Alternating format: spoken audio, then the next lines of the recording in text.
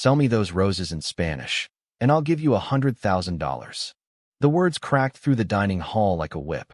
Laughter followed, elegant, cruel, and practiced, bouncing off crystal chandeliers and polished marble floors. A dozen glittering guests turned their heads toward the girl holding a small basket of red and white roses. Emma Reyes froze. Her fingers tightened around the handle until her knuckles turned white. She wasn't part of the event. She was just helping out that evening, covering for a friend at the Royal Meridian Hotel. But now, under the golden lights and 100 staring eyes, she stood face to face with Michael Harrington, one of the wealthiest men in New York and the most arrogant. "I'm serious," Michael said, flashing a grin that never reached his eyes. "Let's make this interesting. Impress me." The investor sitting beside him, Daniel Cooper, a quiet British philanthropist, shifted in his seat, his jaw tightening. There was something in his gaze that told Emma he didn't share Michael's amusement. Emma's throat burned. She could have walked away.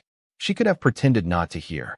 But she was tired of people like him who mistook humility for weakness. So instead, she lifted her chin.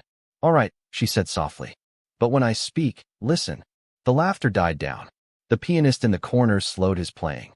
Even the servers paused, sensing a change in the air.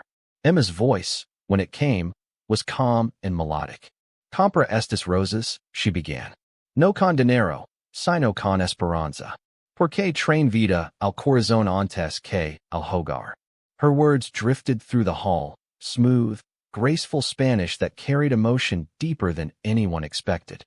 "Buy these roses, not with money, but with hope, because they bring life to the heart before they reach the home." The room felt utterly still. Michael's smirk faltered. The sparkle of mockery vanished from his eyes, replaced by something he couldn't name, something close to shame. Daniel stood slowly, placing a hand over his chest. "Beautiful," he said quietly. "You speak like someone who remembers what love sounds like." Emma looked down, her lashes trembling. She hadn't meant to perform. She just wanted to hold on to her dignity. But in that silence, every person in that hall could feel the quiet strength behind her words. Michael cleared his throat, suddenly unsure of himself. He reached into his jacket, pulled out a checkbook, and wrote quickly. When he handed it to her, he didn't say anything. Emma blinked at the paper in her hand. 6 zeros. For a moment, she couldn't breathe. Then she lifted her eyes to his. "You don't owe me this," she whispered. Michael hesitated. "Maybe not," he said quietly. "But I owe you a lesson I should have learned a long time ago." And for the first time that night, the laughter in the hall didn't return. Only applause, soft, genuine, and full of something money couldn't buy. 10,000, Michael said quietly, his voice trembling in a way no one at the table had ever heard. "No, 100,000. Emma's lips parted, uncertain whether to thank him, refuse, or cry. The room held its breath. Then, without warning, Michael stood, his chair scraping against the marble floor. He looked around as if seeing the place for the first time. The gold, the chandeliers, the polished smiles. He muttered something under his breath, then turned and walked out. No applause, no laughter, just silence and the echo of his footsteps fading into the corridor. Emma stood still, roses trembling in her hands. Daniel Cooper rose from his seat and gestured gently for her to sit, but she shook her head. "Thank you, sir," she whispered, her voice fragile but clear. "But I can't accept this. It was never about the money." Daniel's eyes softened. "Then use it," he said quietly. "Not for yourself. For others who've been silenced the way you once were."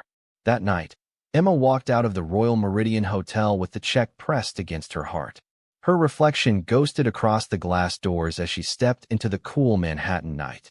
The city lights shimmered in the puddles along the curb, and the faint scent of roses followed her as if the flowers carried her courage in their petals. She stopped at a nearby park and sat on a bench, the check still in her hand.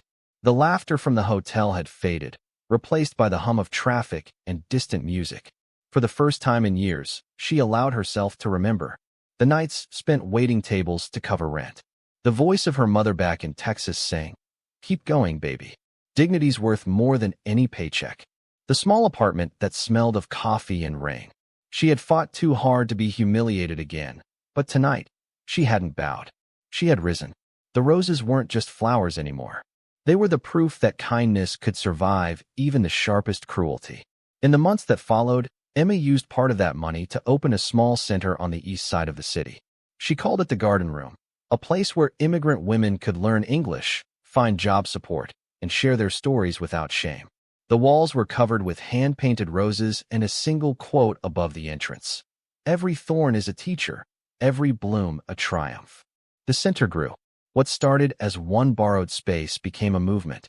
Women came from shelters, churches, and halfway homes, drawn by word of mouth and hope. Emma was there every day, teaching, listening, and planting seeds of confidence in every broken voice that walked through her door. Years passed. One afternoon, as she was helping a young mother fill out a job application, she heard footsteps in the hallway. When she looked up, she froze. Michael Harrington stood at the door, older now, humble in a way that money could never buy. His company had been sponsoring several local charities, and he hadn't realized until today that one of them was hers. For a moment, neither spoke. Then Michael took a slow breath and said, "You probably don't remember me." Emma smiled faintly. "I remember."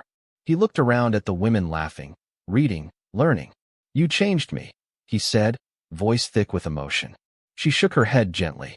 "No, Mr. Harrington. You changed yourself the moment you stopped hearing your own voice long enough to listen to someone else's."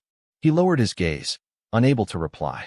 Around them, the sound of soft laughter filled the room, laughter that healed, not hurt. What had begun as a moment of humiliation had turned into redemption. A single cruel challenge had become the spark for hundreds of renewed lives. That evening, as Emma locked up the center, she walked out to the small garden she'd planted behind the building. Roses of every color bloomed in the twilight. She touched one gently, its petals cool against her fingers. "Every kindness," she whispered to the wind, "has wings." And somewhere in the city, a man who once laughed at her words sat alone, remembering the night a waitress taught him what dignity truly meant.